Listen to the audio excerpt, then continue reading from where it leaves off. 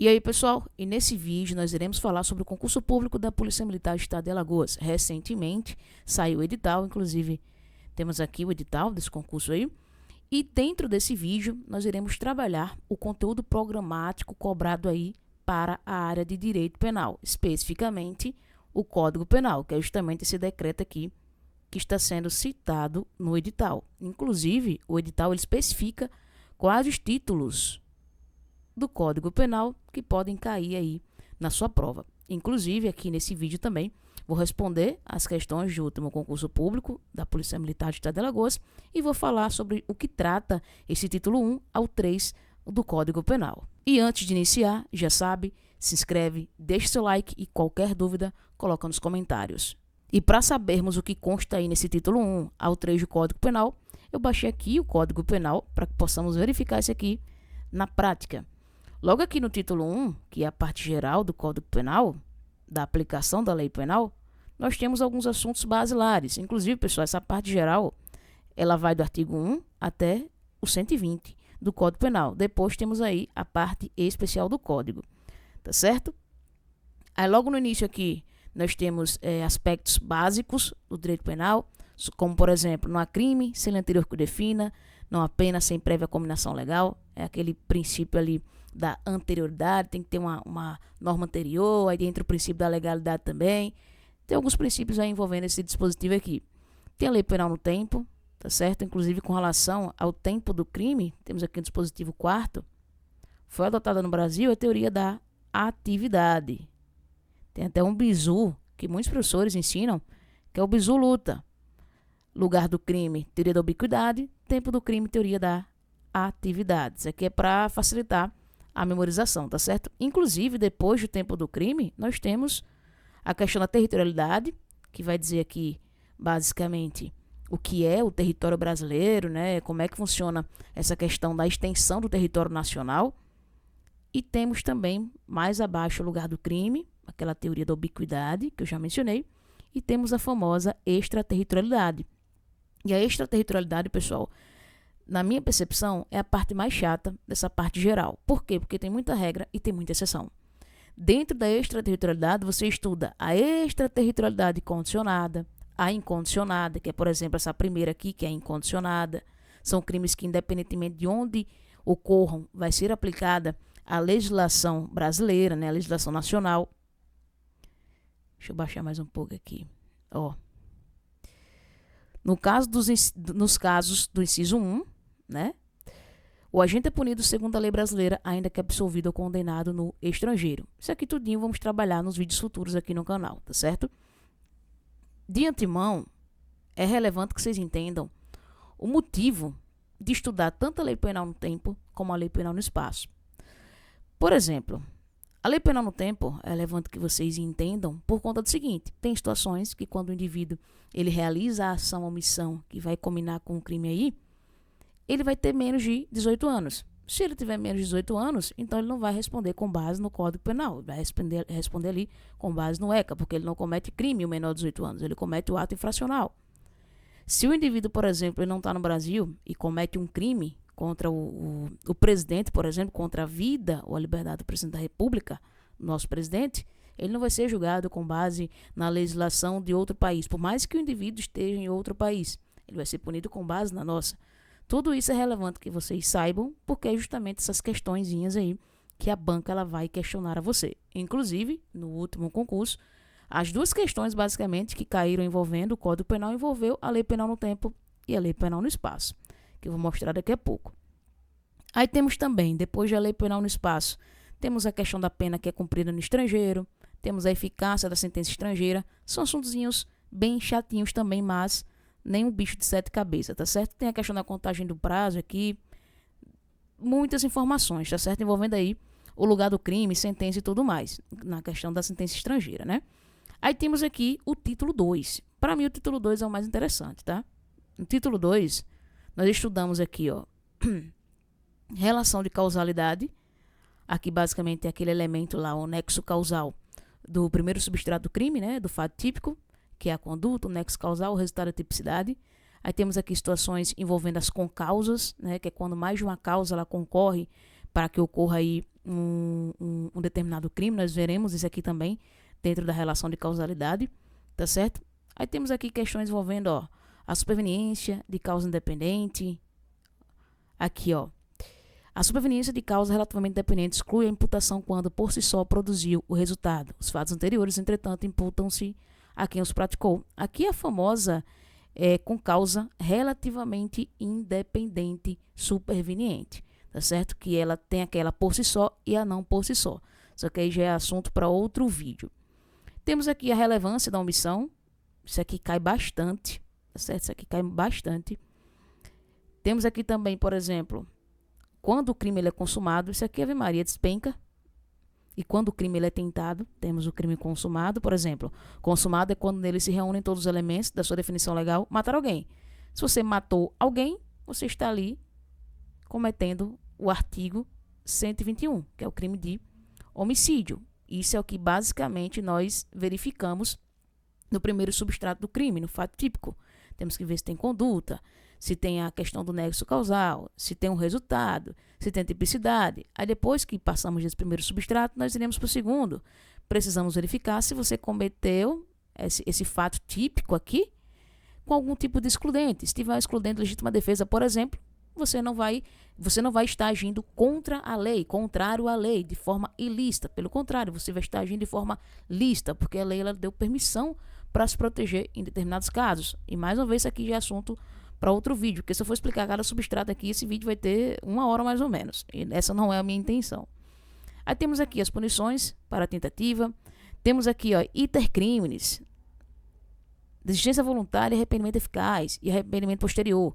Aqui é a famosa ponte de ouro. Aqui é a famosa ponte de prata do Código Penal. Cada um, esse aqui é uma coisa, esse aqui é outra coisa e esse aqui é outra coisa. Inclusive, recentemente, nas minhas redes sociais, eu soltei uma ilustração diferenciando cada um deles, né? Porque, para quem não sabe, eu ensino com histórias em quadrinhos. Inclusive, tá aqui, eu não ensino dessa forma tradicional aqui. Tá certo? Aqui é basicamente uma análise do edital. Quando eu vou ensinar o assunto propriamente dito, eu utilizo essa revista em quadrinhos, que eu tenho basicamente todo o Código Penal ilustrado. Caso você queira informações sobre isso, eu vou deixar o link na descrição desse vídeo. Aí temos aqui também, ó. Vamos lá. O crime impossível. Já vi algumas questões cobrando isso daqui. É aquele exemplo. A mulher, ela acha que está grávida e toma um veneno, mas na verdade ela não estava grávida. É um crime impossível. Não tem como ela cometer um aborto sem estar grávida. Tá certo? Aí temos aqui, ó, o crime doloso. Aqui estudamos basicamente dentro da conduta. Isso aqui são os elementos subjetivos que verificamos lá no primeiro substrato do crime. A dimensão subjetiva, que alguns autores comentam. Vamos verificar se o crime ele foi doloso, se ele foi culposo, isso tudo no primeiro substrato. Vamos ver se foi uma ação, se foi uma omissão. Isso aqui é a famosa, que costumam falar, né? A famosa árvore do crime. Nós montamos ali a árvorezinha com base em cada substrato do crime. Inclusive, em dos encontros que eu fiz via Meet, né, das minhas mentorias coletivas, eu fiz essa árvorezinha e expliquei para o pessoal. Aí temos aqui a agravação pelo resultado, erros sobre elementos do tipo, aí temos o erro vencível, o invencível, temos as discriminantes putativas. Imagina a situação de um cara que ele tá na casa dele e aí um cara pula. Teve até uma questão para concurso delegado, se eu não me engano, que eu mencionei no meu grupo lá. O cara ele pulou o quintal do vizinho para ajeitar a energia, porque esse vizinho tinha pedido para ele mais cedo, só que ele disse que não podia. Só que aí de noite ele decidiu pular e o vizinho achou que um cara tava pulando o quintal dele, um vizinho idoso, para matar ele. Ele pegou a espingarda dele e atirou no cara. Temos aí a discriminante. Ele achou que estava sendo alvo da violência, mas ele não estava sendo alvo de nenhuma violência. Não tinha ninguém querendo roubar a propriedade dele ou roubar o próprio indivíduo, né? Aí temos aqui o erro determinado por terceiro. Isso aqui é muito... Esse exemplo aqui, exemplos envolvendo essa situação aqui é muito comum. É o do médico e da enfermeira. O médico ele pede para a enfermeira aplicar a injeção X no paciente. Aquela injeção ali tem uma substância que vai matar aquele paciente. O médico ele basicamente induz, né, a enfermeira, ele direciona ela para cometer o crime por ele. Temos algumas situações envolvendo isso daqui. Aí temos erros sobre a pessoa. Por exemplo, o indivíduo ele quer matar o pai dele, só que aí ele confunde o pai dele com o tio dele.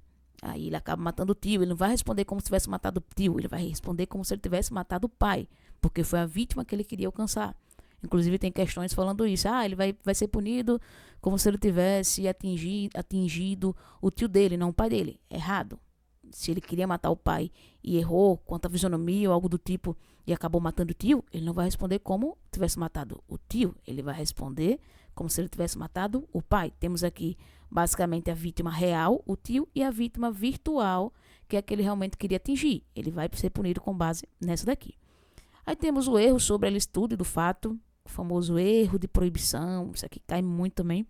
Essa questão do erro de proibição, a questão da potencial consciência da ilicitude do fato, tudo isso aí nós verificamos com mais profundidade no terceiro substrato do crime, a culpabilidade.